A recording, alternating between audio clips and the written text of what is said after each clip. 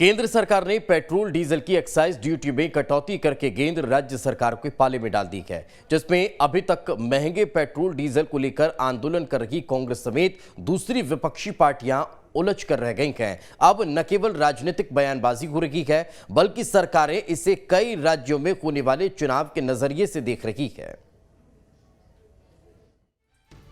कई दिनों से लगातार बढ़ रहे तेल के दामों के बाद केंद्र सरकार ने डीजल और पेट्रोल के दाम में कटौती कर मास्टर स्ट्रोक खेला है। केंद्र ने एक्साइज ड्यूटी में पेट्रोल पर 5 और डीजल पर 10 रुपए की कटौती की, जिसका असर अब देश भर में दिखने लगा है। मध्य प्रदेश समेत कई राज्यों ने वैट घटा दिया है। शिवराज सरकार ने 4% वैट घटाकर लोगों को अतिरिक्त कर से राहत दी है। केंद्र सरकार ने जो भी करा अच्छा है, मगर राज्य सरकार को भी करना चाहिए। राज्य सरकार ने भी कल 4 रुपए कम कर दिए, अब पेट्रोल कम हो गया है। जी, इससे थोड़ा असर पड़ा है, मतलब ज़्यादा भी नहीं पड़ा। इतना महंगा पेट्रोल होने से मतलब इतना बहुत भी ज़्यादा बढ़ गया था, इसलिए पब्लिक को परेशानी हो रही थी।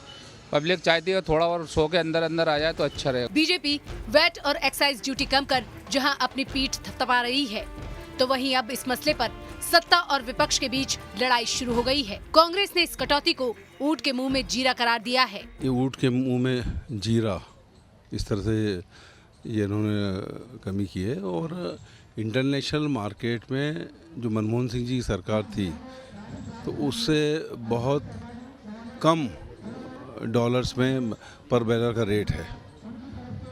उसके बाद लगातार 1 साल से बीजेपी की सरकारें रेट बढ़ा रही हैं। भाई आप दुनिया भर में जीएसटी लगा रहे हो, जीएसटी तो डीजल पेट्रोल जीएसटी से आए। आज पेट्रोल के दाम 5 रुपये कम करे का हाथ, 30 रुपये बढ़ा दे तो 5 रुपये कम करे तो वाई लूटा था। अरे भैया, यूपीए की सरकार में केवल 9 रुपये 27 पैसा रही से एक्साइज टैक्स, अब बढ़ा के 30 रुपये 32 रुपये कर दे, 27 रुपये 32 रुपये, 5 रुपये घटाए। अरे 9 रुपये कर देना भैया, 9 रुपये तक के लिया पेट्रोल और डीजल के भाव और गिर जाए। एक ठक उपचुनाव से हारे से 5 रुपये कम हो गए, तो समझ ले 5 ठक राज्य में जब उपचुनाव का सुपड़ा साफ हो गए, तो डीजल और पेट्रोल के भाव वही स्तर पे आ जाए यूपीए सरकार मेरे से। कांग्रेस के आरोपों पर सत्ता पक्ष भी विपक्ष पर हमलावर है।